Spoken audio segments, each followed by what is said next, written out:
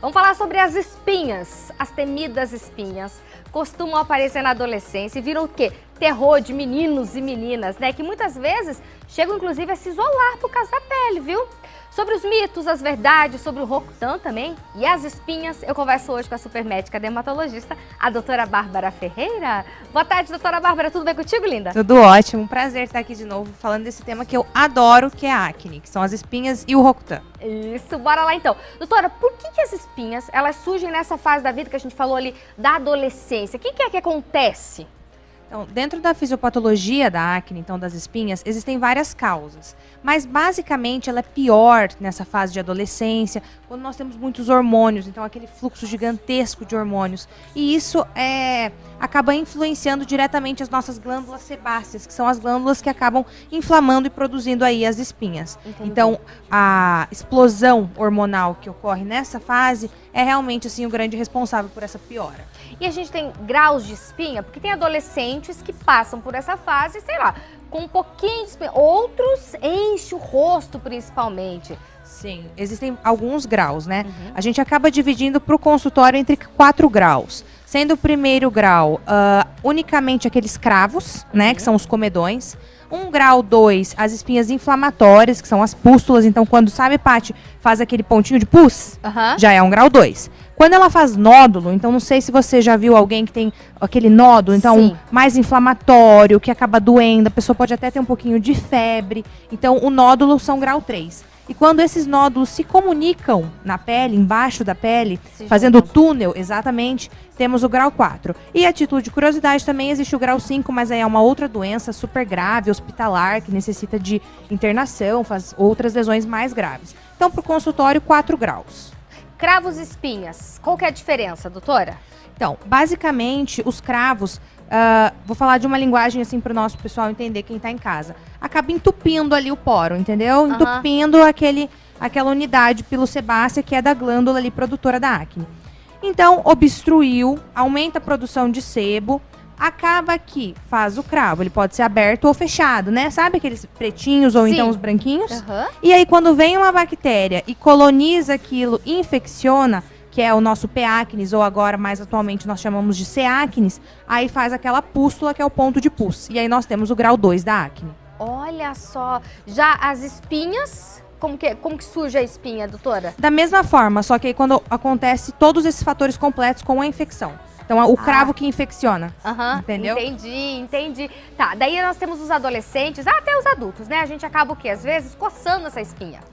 Né? A espinha tá ali, paradinha, mas você tá incomodada com ela, você olha no espelho e fala, não te quero aqui. Aí alguns coçam, arrancam, cutucam, isso e aquilo, e o quadro piora. O que não pode fazer em relação a cravo e espinha? Isso aí que você falou de cutucar é a pior coisa quando a gente tá pensando em cicatriz. Entendi. Por quê? Quanto mais profunda for aquela inflamação e a pessoa vai, cutuca, arranha. Então tem muita gente que fica nervosa, a gente chama de acne escoriada, acaba coçando essa pele, sabe? Então isso é uma coisa terrível porque vai propiciar a cicatriz. Outra coisa também que é muito ruim é quando a pessoa não usa protetor solar. Porque aí vai manchar. Então aquela pele que teve acne e depois fica manchada. Então, igual, estamos pontuando essas questões, né? Então, cutucar a pele, acabar não usando protetor solar. E a gente tá aqui hoje no Vitrine Revista, esse cheiro maravilhoso de amendoim e chocolate e açúcar. Tudo isso pra gente que tá com a pele saudável é super ok, é uma delícia. Agora, mas os pacientes que têm assim, uma acne mais grave, os alimentos como o amendoim e alimentos de alto índice glicêmico, então o açúcar, o leite, são alimentos que vão dar uma piorada na acne. Então, quando a gente pensa em uma acne que está muito inflamada, esses alimentos eles devem ser consumidos com um pouco mais de moderação. Entendi. Aí, qual que é o tratamento? Como que é o tratamento em relação a acne e espinhas? O que a gente tem de melhor hoje, doutora? Eu costumo falar que o que é padrão ouro e é a única coisa que cura a acne, estamos falando de cura da acne hoje em dia, Patrícia, é o Roacutan, que é a isotretinoína. É para todo mundo? Não, não é para todo mundo. Como nós estávamos conversando, existem alguns graus de espinha, então alguns graus de acne. Quando que a gente vai indicar o Roacutan, que é aquela arma mais pesada que a gente tem, que é aquela arma assim super secreta que a gente sabe que vai funcionar? Quando é uma acne ou que incomoda muito, ou uma paciente, por exemplo, igual você, que está na TV, que não quer ficar com a pele super inflamada, ou uma paciente, por exemplo, que já está num grau 2, 3, 4, fazendo cicatrizes. Então, a partir do grau 2, eu sempre avalio caso a caso e indico a isotretinoína. Mas eu sempre falo também que o Roacutan é como se fosse, o tratamento de acne é como se fosse uma escada bem alta, sendo o Roacutan ali o nosso último degrau. Então, antes existem os cremes, antigamente nós fazíamos muito antibiótico, isso já também está caindo um pouco por terra. Então, é essa análise total e global. E sendo, então, o Roacutan o último degrau dessa escada. Mas em relação ao Roacutan, quando a gente pesquisa na internet, muitas pessoas falam muitas coisas em relação, tem muito efeito colateral, muita coisa vai acontecer com o seu organismo, com o seu corpo. As mulheres, nossa, não podem engravidar por tanto tempo. O que é mito, o que é verdade, doutora? Perfeito. Então, tem muita informação na internet sobre isotretinoína. Uma verdade absoluta que vai acontecer com todos os pacientes que vão tomar é aquele ressecamento de mucosa. Então, os lábios vão ficar um pouquinho mais ressecados, os olhos também, as mulheres podem sentir um pouco de secura vaginal. Tudo isso é normal, é esperado, tá? Em relação ao álcool também, né? Então, tomando Roacutan não pode beber nada nunca mais. Não é bem assim. Então, tudo eu falo que com moderação. Uma tacinha de vinho uma vez na semana, né? Para quem é maior de idade, para os pacientes que são maiores de idade. E em relação às mulheres, suspendeu o Roacutan, terminou o tratamento, 2 meses depois já pode engravidar. Existe também, os pacientes já chegam com essa demanda no consultório, principalmente em relação à depressão, suicídio, né? Então, existem algumas histórias, alguns relatos nesse sentido.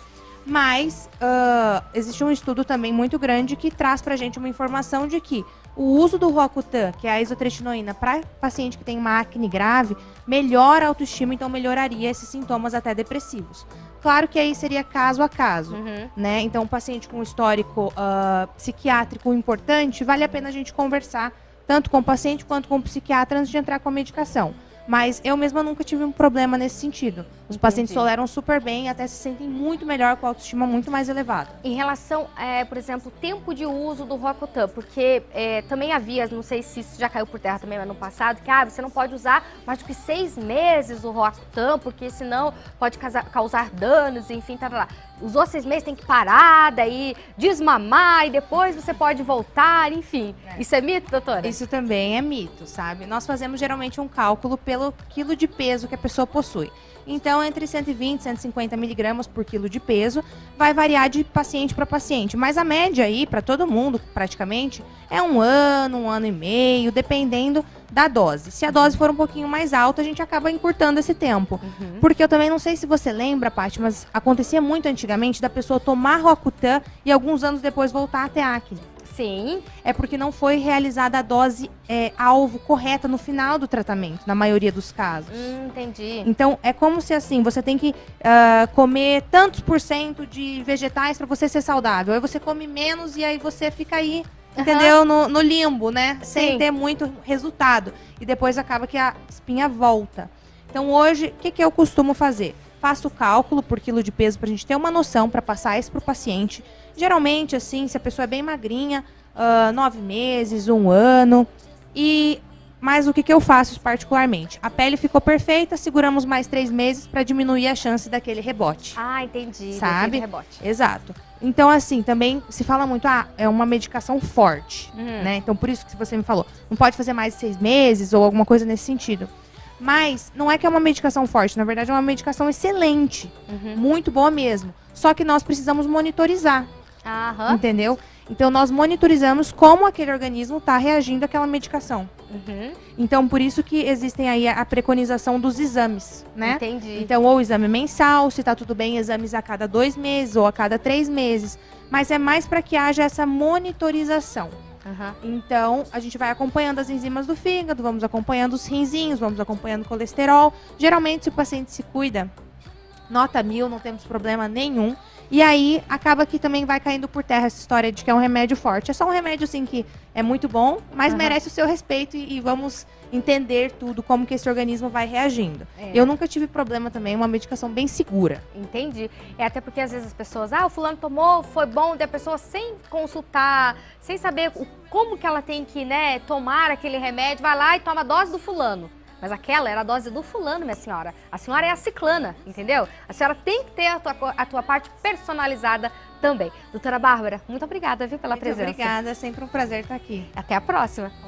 Combinado. Eu entrevistei, gente, a médica dermatologista, a doutora Bárbara Ferreira. A doutora Bárbara é a dermato das dermatos, expert em beleza feminina. Se você também quer ter aí a pele dos sonhos, tá com espinhas, não sabe mais o que fazer, faz uma consulta com a super doutora Bárbara. O consultório fica na rua Minas Gerais, no edifício Dei Saúde, na sala 06. O WhatsApp é o 998383801. Ou você pode apontar a câmera do seu celular para o QR Code, que já está aparecendo aqui no seu vídeo, e agendar também a sua consulta. Siga também a doutora Bárbara no Instagram, @doutora.barbara Ferreira.